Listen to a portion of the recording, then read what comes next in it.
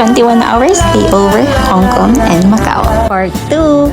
3 hours lang ang tulog namin dito, pero okay na tong walang tulog kesa walang gising. Cheers! Okay, gumayak na nga kami dito pagkagising dahil 10 AM ang aming Disney tour. Nagstay pala kami dito sa Regalo Sky City Hotel. 6 minutes ride lang ito papuntang Hong Kong Airport.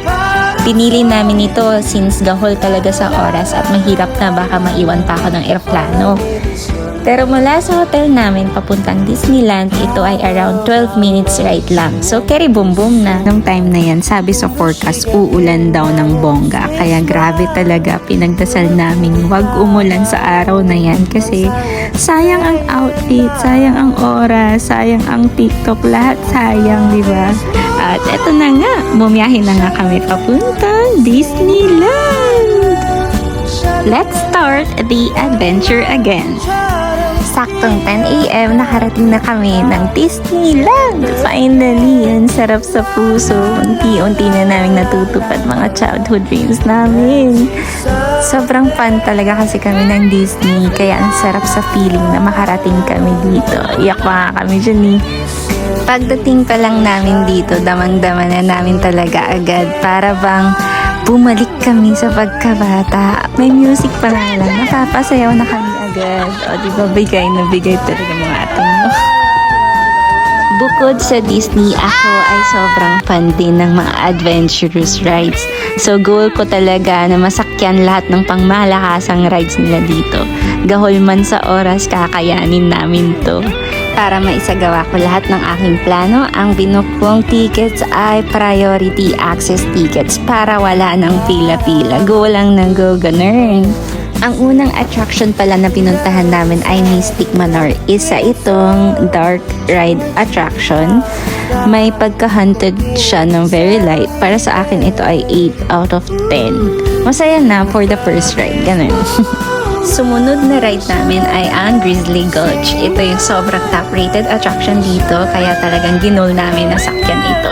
At hindi ako nabigo. Sobrang thrilling ng ride na to. Mapapasigaw ka talaga. Tawang-tawa nga rin ako sa ate ko dito. Wala siyang magawa kundi sumama sa mga trip ko. At mapasabi na lang siya ng wala pa akong ano!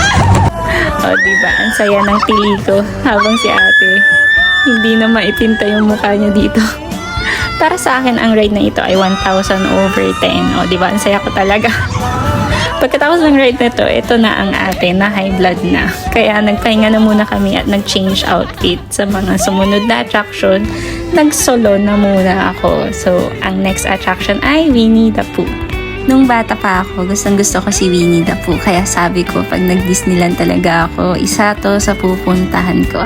Ayan, may fast access ulit tayo dito. Kaya no to mahabang pila. Kasi mahirap na talaga baka maiwan ako ng eroplano. Okay, so feel na feel ko ang pagsasolo ko dito. Parang dinidate ko lang yung inner child ko. Diba? Ang saya ko. Ang mahalaga talaga ay ikaw mismo, ini-enjoy mo ang bawat corner na ipinapakita ng attraction na ito.